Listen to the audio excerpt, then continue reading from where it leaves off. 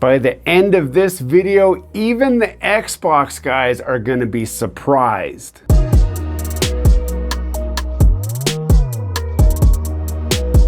Hello and welcome back to Gears and Tech. This is a video that has been a long time in the making, and I'm going to put this together in a way that hopefully is indisputable and will finally say what I really feel about the next gen consoles and comparing the old gen consoles with respect to which console is best.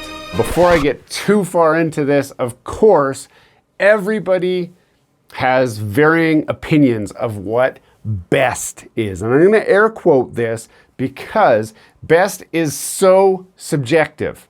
You see, in the old days, best was about graphics. It was about bits. It was about Nintendo, NES being an 8-bit system, and then the Sega Genesis being a 16-bit system, and then the Super Nintendo came and it matched the Sega Genesis's 16-bit system. And then it was about the PlayStation being a 32-bit system, and then it was about the Nintendo 64 being a 64-bit system. But what happened after 64?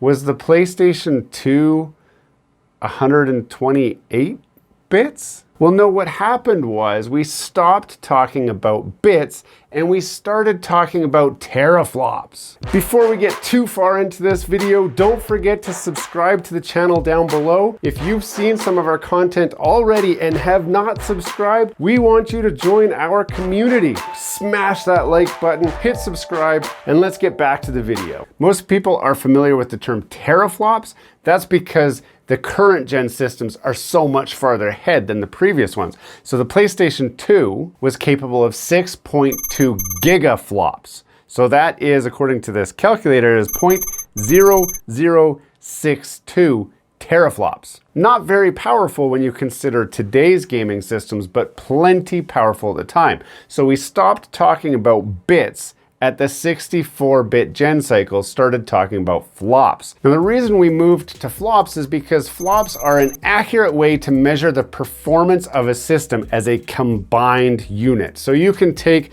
the processor specs, you can take the GPU specs, the RAM specs, the speed of that RAM, the efficiency of the bus and the memory controller and all of that to come up with a flop or a gigaflop or a teraflop. The bigger the number, the more computational power the machine has. The reason flops became important was because the 3D games require a lot of computational power in order to process all these polygons on the screens. More flops equals the ability to process more polygons. More polygons means you have better graphics. For comparison's sake, when Gran Turismo 2 came out, and I know I'm going a long way back, but when Gran Turismo 2 came out, it looked so much better than Gran Turismo 1. Those cars used roughly 500 polygons per car. So that's the entire car, 500 polygons. That seems like a lot until you consider that Gran Turismo 3 used over 5,000 polygons for the same cars. They actually said that the wheels in Gran Turismo 3 used the same amount of polygons as the entire car in Gran Turismo 2. So you can see the requirement for the ability to process more polygons in order to make the graphics look better. For informational purposes, the Xbox 360 was capable of 240 gigaflops. The Nintendo Switch is the first Nintendo system to offer one full teraflop. So Nintendo finally made it into the teraflop range.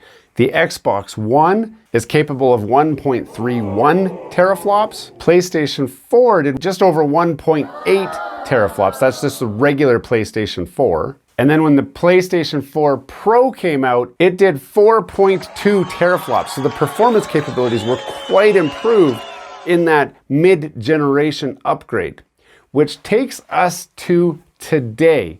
We have 3 next-gen consoles. We have the PlayStation 5 and the Series X, and we have the Series S. And I'm going to put that over here because it's underpowered compared to those other two. So let's compare those 2 in teraflops. So we have the Xbox Series X pumping out a claimed 12 teraflops of power, whereas the PlayStation 5 pumps out only 10.28 teraflops. So there is a slight 1.5 teraflop gap between the Series X and the PlayStation 5. So obviously, the best choice for your current gen gaming system is the Xbox Series X. We can end the video now and move on with our life because I didn't tell you anything new. However, there is an extra factor that can't be put down on here, and I want to tell you about that before we settle on a final winner of which console to choose to spend your money on when you're looking at the best bang for your buck right now. I did say that the Series S should be considered, and the Series S is capable of 4 teraflops. And I know you're all gonna be like, oh, hold on. And you're gonna be rewinding the video to look at what I said for the PlayStation 4 Pro because you thought I already said a 4. Well, you don't have to rewind the video. I'm gonna tell you again. PlayStation 4 Pro, 4.2 teraflops. Xbox One X, 6 teraflops. Xbox Series S, 4 teraflops? Now that we've confirmed the teraflop capability of each console, we need to figure out what that extra factor is, because if we look at the generational jump from one console to the next, there are clear jumps in graphics and quality when you go from one to the next to the next. Now, there are a few games that have been released across enough generational platforms that we can compare them. Most notably would be Skyrim and GTA 5. GTA 5 has been released as far back as the PlayStation 3. So we have the PlayStation 3, the 4, the 4 Pro, and the 5. 4 versions of the same game on separate consoles. Now we can compare that same game across the Xbox consoles and do a very good comparison of the graphical changes that have been realized. And what we will notice is if I compare the graphics on the Xbox Series S, they will be similar to the last gen consoles, PlayStation 4 Pro and the Xbox One X. That's because the performance capabilities of those consoles is very close to the Series S. Now I know everyone already dumped over my last video and said, Anton, the Series S is better than the PlayStation 4 Pro and it's better than the Xbox One X. And the reason is the loading times. The Series S has the SSD, which is super fast, so the loading times are improved. Yeah, I agree. Loading times are improved. Do loading times affect gameplay and experience? Sure. Sitting at a loading screen sucks. But most of the game manufacturers, especially if we look at like GTA 5, they background load the levels, so you never notice if it's loading fast or not. So it's not a big deal. On games where you can jump to waypoints, you would notice those loading times, but that's not what we're talking about here. When we compare the Series X and the PlayStation 5, again, with similar games, even though the PlayStation 5 is lower spec'd than the Xbox, the graphical performance is so close that if we did a blind test where I hooked up an Xbox and a PlayStation 5 and I showed them to you side by side, you would have no idea which one was which. If the graphics are so similar and the gameplay is so similar, how do you decide which system to get? And that is what I want to talk about today. So in previous videos, I told you, don't get a PlayStation 5, stick with your PlayStation 4 Pro. And a lot of people said, yeah, there's a lot of sense to that, I'm gonna do that. And a lot of people said, you're missing out. If you play games competitively, or you play games where performance matters. If you're playing, especially like Call of Duty comes to mind, first-person shooters, where high frame rate, good graphics, and proper lighting and all of that come into play. You could go and buy a Xbox Series S or X. You could buy a PlayStation 4 Pro. You can buy an Xbox One X. You could buy a PlayStation 5. And you would be satisfied with any of those.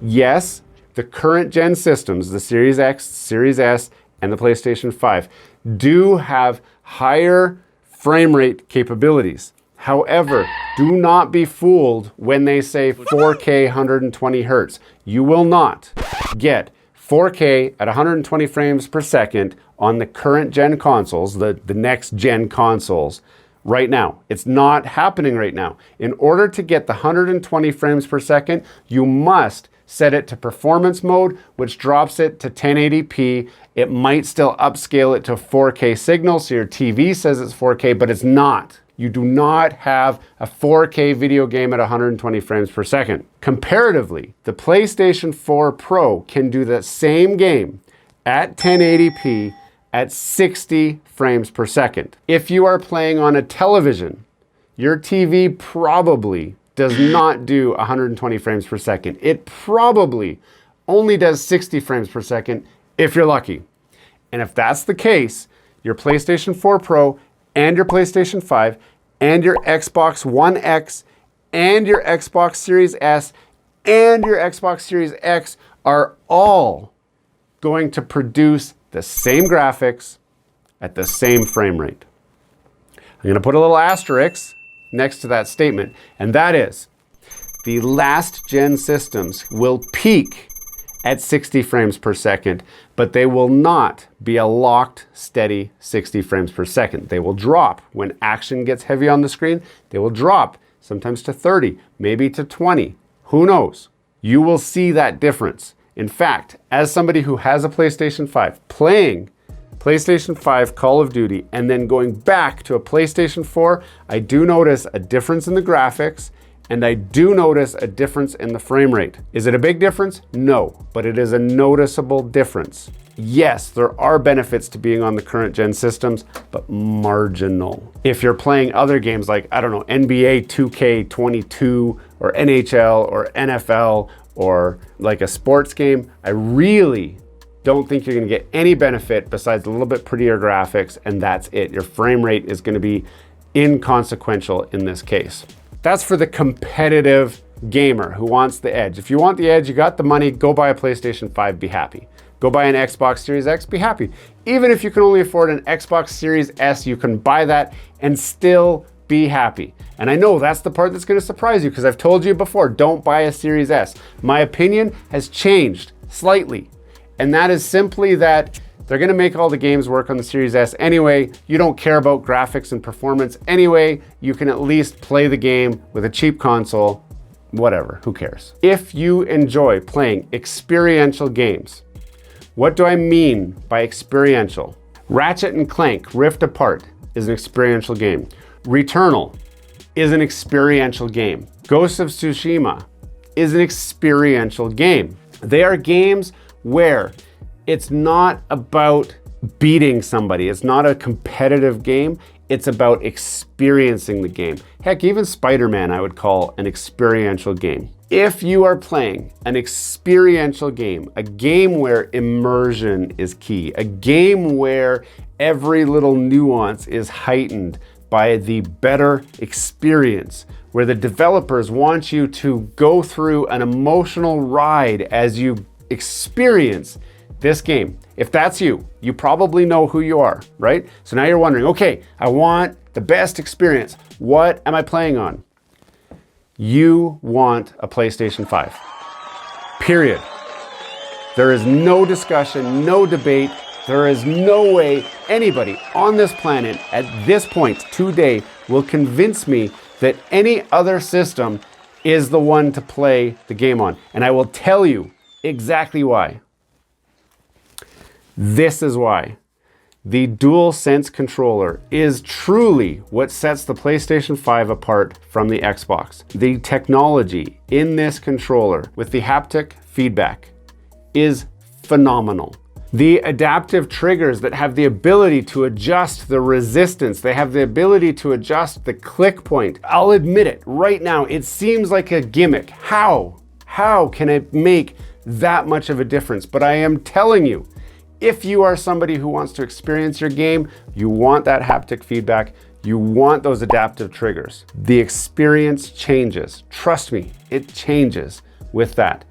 We can talk all day about the graphics. We can talk all day about the performance. We can talk all day about the loading times. We can talk about the console temperatures. We can talk about the size of a console. We can compare all of these specs. But the one thing that nobody is doing except for Sony is the DualSense controller. Not today anyway, not right now.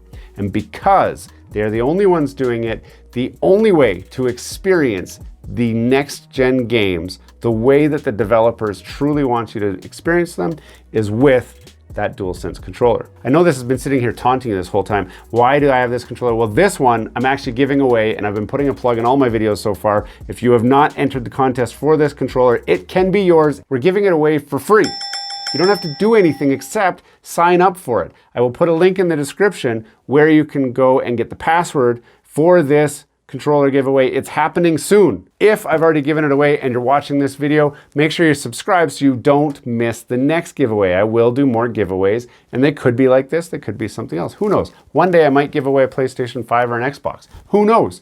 You would know if you were subscribed. The bottom line is, if you are a competitive gamer, get a next-gen system, any system.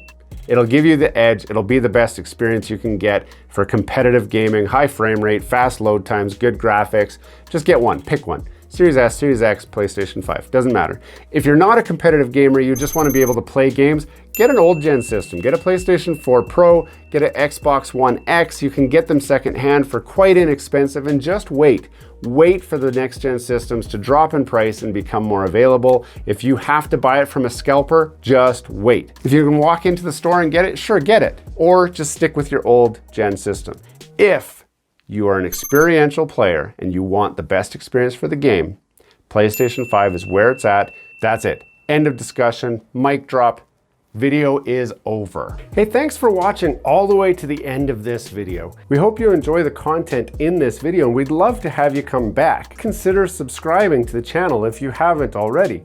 And for those subscribers who are looking for that extra special thing that you can do to support this channel, consider joining our members group. That's where we're building this community, the Gears and Tech community, where we can all enjoy content together. You'll get special perks, which we'd love for you to check out by clicking the link down below. For those of you who are just happy to watch the video, that's okay too. You can check out some of our other content right over here, where we've got some previous videos that have already been uploaded and enjoyed by many of our viewers already. We do hope to see you again. This has been Gears and Tech. Have a great day.